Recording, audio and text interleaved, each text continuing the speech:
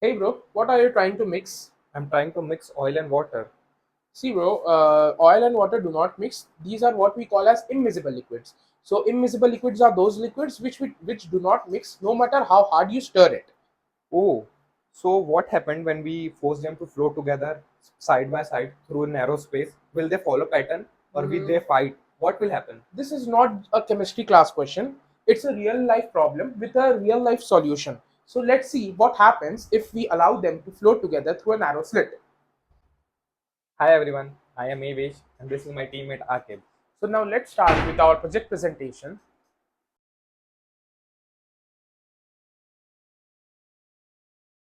In this project, we explore the fascinating behavior of two immiscible liquids, think oil and water, as they flow together through a narrow slit, mimicking conditions found in microfluidic devices, porous media, or industrial pipelines.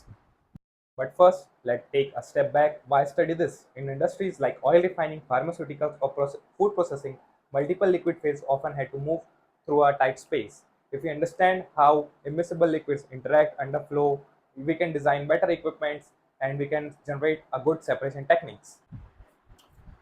Now, now imagine a slit, a thin rectangular channel where both liquids are introduced side by side, one more viscous, one lighter, both having their own agenda. Do they separate neatly? Does one try to dominate other? Are there instabilities at the interface? That's what we are going to find out in the complete project presentation. From a transport phenomena perspective, this problem is rich with interesting concepts. Viscosity difference, interfacial tension, pressure-driven flow, Reynolds numbers, and Reminal regimes. And when you combine these factors in a confined geometry like a slit, the fluid dynamics become very interesting.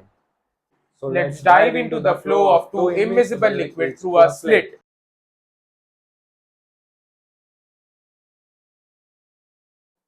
So yeah, welcome to this video on the fundamental of immiscible liquid flow in transport phenomena. In this video, we will break down what immiscibility really means, how surface and interfacial tension comes into play, and why this topic is so important in the real world systems like oil spill, food emulsion, and petroleum pipelines. When we say two immiscible liquids, we mean they do not mix. Even if you shake them vigorously, they will eventually separate again. A classic example, oil and water. Why don't they mix? It's because of the molecular polarity. Water is polar, its molecules have a positive and a negative end. Oil is nonpolar. Water molecules love to form hydrogen bond with each other, but oil can't do that. So instead of mixing, they separate from each other to form two distinct layers. Now let's talk about surface tension. This is a force that makes a water droplet from a bead. It's caused by molecule on the surface pulling together tightly.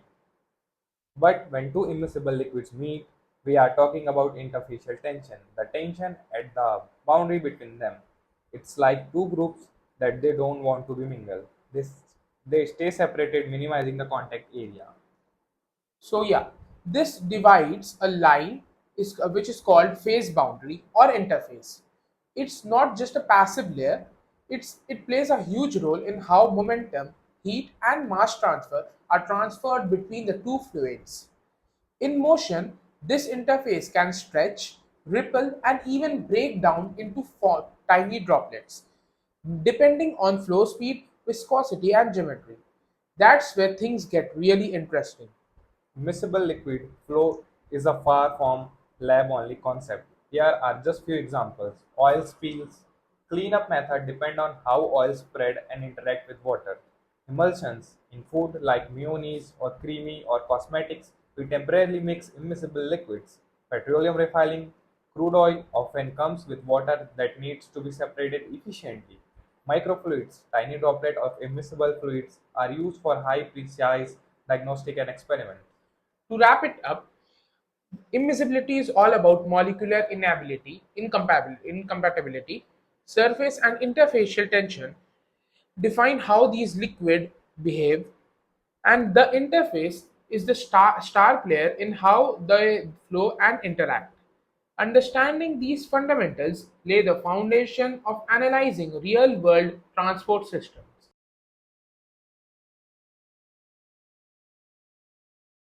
So there are foundational to understanding immiscible liquid interaction. So let me discuss about viscosity. Viscosity is a measure of a fluid internal resistance to flow or deformation. It tells us how thick or how sticky a fluid is. What it means? Imagine pouring honey versus water. Honey flows much slowly because it has higher viscosity. Mathematically, viscosity relates shear stress and velocity gradient. That is du by dy. Through it means tau equals to mu du by dy, where mu is a viscosity. Role in immiscible flow. In a sleeve of two immiscible liquids, each layer may have a different viscosity. That means u1 is not equals to mu2. The velocity profile becomes asymmetrical. The fluid with lower viscosity has a steeper and faster curve, while the more viscous fluid flows slower and has flatter profile.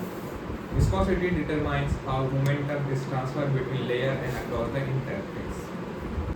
So our second property is density. Density is a mass per unit volume of a fluid and plays a vital role in gravitational stability, pressure distribution and buoyancy. What it means? Denser fluid, that is mercury for example, contain more mass per unit volume compared to lighter fluid, that is ethanol. It is a key factor in pressure variation with depth. P equals to rho gh, where rho is the density of the fluid. Role in immiscible flow. In horizontal flow, density has a minimal effect on velocity profile but can influence interface stability if acceleration or inclination exists. In vertical or inclined setup, the heavier, denser fluid tends to settle at the bottom due to gravity. If the denser fluid is above the lighter one, it can lead to Rayleigh-Taylor instability, unstable interface.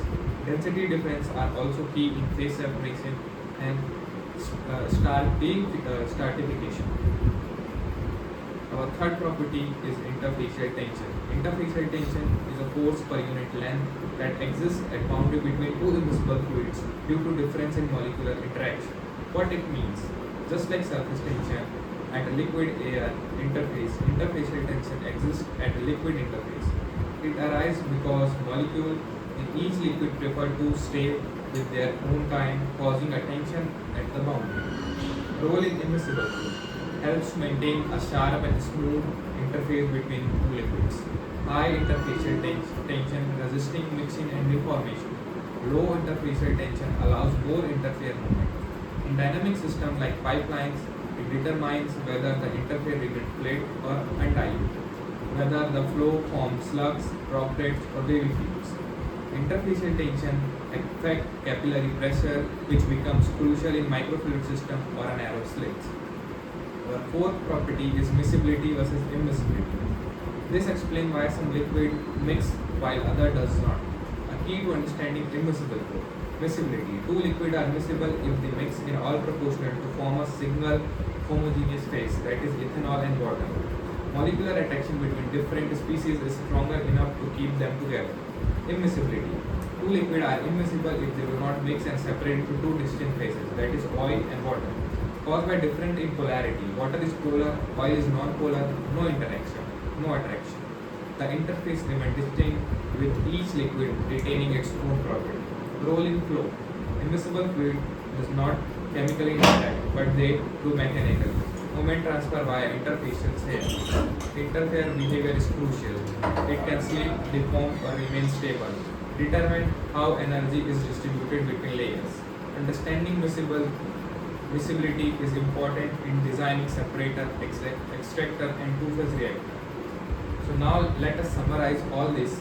Viscosity controls the flow resistance except velocity gradient. Affect velocity gradient more viscous equals to slow flow, create asymmetric profile. Density affect the growth. Gravity related effect, pressure distribution and buoyancy can cause esterification and instability. Interfacial tension maintain interface shape, resist mixing, determine droplets or slug formation especially in dynamic conditions. Miscibility governs whether liquid from one phase to or two immiscible flow have a clear interface and distinct mechanical behavior. Laminar flow. Flow is smooth and ordered, with fluid layers sliding past one another. No turbulence or chaotic eddies occurs at low Reynolds number. Reynolds number is rho u h by mu, which is less than 2000. Fully developed flow. Velocity profile does not change along the flow direction, which is x, happens after the entrance region where velocity gradient settles into a stable shape. Mathematically, del u by del x is equal to 0. Implications: since the flow is fully developed and 2D, velocity is only a function of y. U is the function of y, that is velocity. Pressure varies only with x. The governing equations simplify significantly. Layered flow of immiscible liquid. Physical scenario. Two immiscible liquids, say oil and water, are fed into the slit and flow side by side. For example, this is the plate, this is the thickness of the slit. So the oil and the water will flow in this direction, and they are both they are mixed and they are flowing in this direction through this thickness towards the direction of this length. In steady low Reynolds number flow, the interface is assumed flat and stationary. This means no waves or mixing at the interface. Shear stress and velocity can be matched smoothly across it. Now we will discuss the equation of motion. These equations are the fundamental in transport phenomena. The first is Navier-Stokes equation. The Navier-Stokes equation governs fluid motion, accounting for force like pressure and viscosity. For our case, we simplify it using assumptions. The first assumption is steady flow. Steady flow, it means there is no change in property of fluid with respect to time. The second assumption is laminar. The flow should be laminar. Flow is smooth, there is no turbulence in the flow. The third assumption is fully developed. It means viscosity profile doesn't change in x direction. It means du by dx equals to 0. The fourth assumption is 2D slit.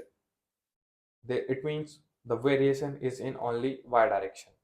And the fifth assumption is the fluid should be incompressible. Incompressible means constant density. What is the Navier-Stokes equation? The simplified equation is mu d square u by dy square equals to dp by dx, where mu is a velocity in x direction, mu is a dynamic viscosity, and dp by dx is a pressure gradient that drives the flow. We can apply the Navier-Stokes equation in the both the fluid, the heavier fluid and the which is at the bottom, and the lighter fluid which is in the top layer. So it should be mu1 d square mu1 by dy square equals to dp by dx, mu2 d square u2 upon dy square equals to dp by dx. Our second equation is continuity equation. The continuity equation ensures mass is conserved in the flow for an incompressible 2D flow. Du by dx plus du by dy equals to 0. Simplification. Since flow is fully developed, it means du by dx equals to 0. So dv by dy equals to 0 equals to v equals to constant. Physical meaning. What is the physical meaning of that continuity equation? In slit flow, the vertical velocity component v is 0. So fluid only move in the x direction. Third is boundary condition. To solve differential equation from Navier-Stokes, we need boundary conditions. These are physical constraints applied at the wall and interface. The first is no slip at wall. At a solid surface, fluid sticks. There is no relative motion between fluid and wall. It means u equals to 0 at y equals to 0 and at y equals to h. Bottom plate y equals to 0, fluid 1 sticks to wall. Top plate y equals to h, fluid 2 sticks to wall. The second boundary condition is continuity of velocity at interface. At the interface, when y equals to h, both fluid must move at the same velocity. It means UH equals to U2H. This ensures the interface doesn't tear or slip. Physical, the fluid drag each other at boundary. The third is continuity of shear stress at the interface. The tangential force, that is shear stress at the interface, must be the same on both sides. It means u mu1 d u1 by dy at y equals to h equals to mu2 du2 by dy at y equals to h. This balances the viscous force across the interface. If shear was discontinuous, the fluid would separate or cause instability. The fourth is pressure gradient role. It is a driving force behind the flow, like titling a pipe downhill or using a pump. Assumption: we consider a constant pressure gradient, that is dp by dx equals to constant, sum for both fluids since pressure is continuous across the interface. Now, why this is important? It links back to Navier-Stokes equation and determine the shape and magnitude of velocity profile. So how all this thing assumption is fit to the Navier-Stokes equation? Solve the simplified Navier-Stokes equation separately for each region. Interact each twice. Get two parabolic profile. Use four boundary condition. The first one is no slip at bottom, no slip at top, continuity of velocity at interface, continuity of shear at interface. You will get the fully velocity profile for both fluid ready to analyze flow rate, interface behavior, etc.